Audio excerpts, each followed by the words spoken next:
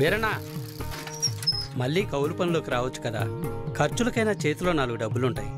ఏ నాకేం తక్కువ? అయినా నేను ఇలా సంతోషంగా ఉంటాను నీకు ఇష్టం లేదా? ఇగో నా మాటిని నువ్వు కూడా పని చేయటం అని.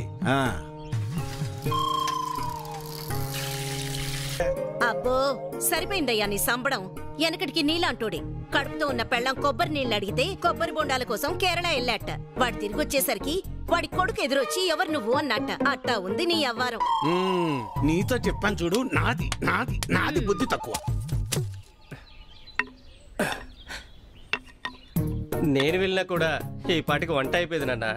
ఏంటో ఏందమ్మా మీ ఆయనకి మధ్య కాస్త ఎటకారం ఎక్కువైందే?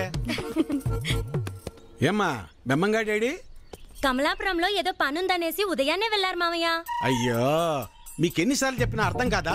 ఇప్పుడు ఆడికి పని చేయాల్సిన అవసరం ఏమొచ్చిందంట? ఇంట్లో ప్రశాంతంగా ఉంటూ ఇష్టం లేదా ఆడికి? చాచా ఈ ఇంట్లో మీరు ఎవ్వరు నా మాట అనరు. నా మాట నీదెల్లా నా బిడ్డ ఒక్కతే. అమ్మా కృష్ణనేనే మీ నాన్నకు మంచి కాపీ పెట్టి తీసుకురా అమ్మా. స్కూల్కి వెళ్ళి ఆడిస్తుంది నీ బిడ్డ వేడి వేడి కాఫీ. మీరంతా ఒక్కటేనే. మిమ్మల్ని మార్చడం మాత్రం నా వల్ల కాదు.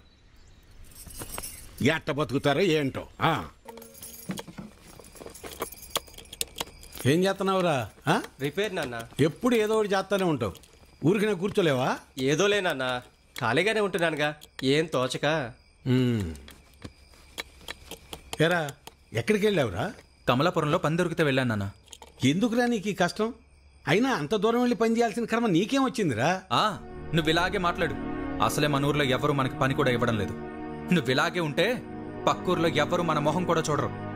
మొన్నటికి మొన్న ఆ సతీష్ గాడు ఇంట్లో తలుపులు సరిగా పడ్డం లేదని ఇంటికి పిలిచాడు. పనంతా అయిపోయాక డబ్బులు అడిగితే మీకు ఓటుకి డబ్బులు ఇచ్చిందే కాకుండా చేసిన పనికి కూడా డబ్బులు ఇవ్వాలా అని ఎగతాళి చేశాడు. అవును నాన్న, మొన్న వాడెవడో నాకు ఫోన్ చేసి పంచాయతీ ఆఫీసులో ఉద్యోగం ఉందని పిలిచాడు. అక్కడకు వెళ్ళి ఉదయం నుంచి సాయంత్రం వరకు వెయిట్ చేశాక తెలిసిందే అక్కడ ఎటువంటి ఉద్యోగమూ లేదని. ఆ అంగళ్ళలో ఉన్న పోరంబోకు బ్యాచ్ వాళ్ళంతా నన్ను ఆట పట్టిస్తున్నారని. మీకు నేను చెప్పేది అదేరా. మన ప్రభుత్వాలు మన కోసం ఇన్ని ఉచిత పథకాలు ఇస్తూ ఉంటే ఇంట్లో మూసుకొని కూర్చొని ఉండటానికి మీకేంటి నొప్పి? అది మానేసి కష్టపడతాం పని చేస్తాం అంటారు. మేము ఇలానే బతకాలని మీరు అనుకునుంటే అసలు మాకు పెళ్లిళ్ళు ఎందుకు చేశారు నాన్న? రేయ్ ఏంట్రా అంత మాట అనేసావు?